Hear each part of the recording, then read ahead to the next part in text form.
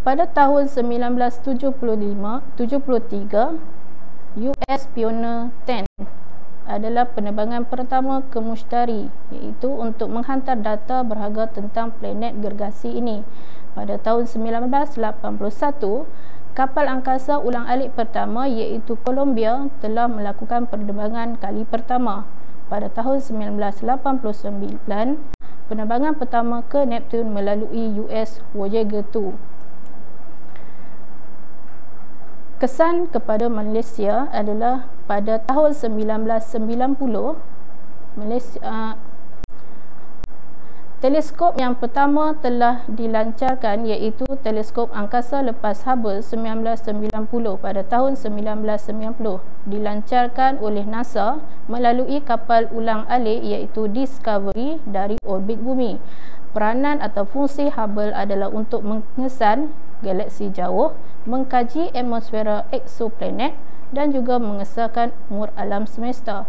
Penemuan saintifik ini telah menyediakan imej yang menakjubkan dan data kritikal untuk penyelidikan astrofizik moden. Seterusnya, kesan kepada Malaysia. Pada tahun 1996, Malaysia telah melancarkan satelit yang pertama iaitu Miasat 1 dan 2 iaitu satelit dalam bidang komunikasi komersial. Pada tahun 2000, Tiongsat pertama dilancarkan iaitu microsatelit tempatan pertama. Dan yang ketiga, pada tahun 2002, angkasa iaitu penubuhan agensi angkasa negara telah ditubuhkan selaras dengan usaha dan program angkasa Malaysia.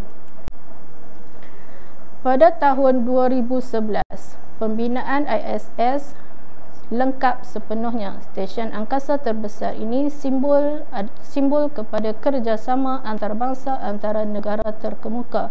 Fungsi ISS adalah makmal unik untuk sains microgravity, biologi, fizik dan juga eksperimen perubatan. Impak ISS kepada global adalah untuk mendorong inovasi, menyediakan data penting dan menyatukan saintis seluruh dunia.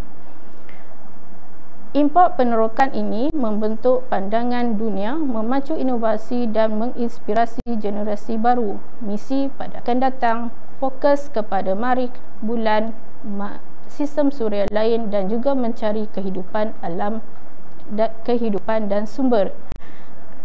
Tamadun angkasa. Kesan kepada tamadun angkasa, potensi penempatan manusia di angkasa, cabaran dan peluang baru di masa hadapan.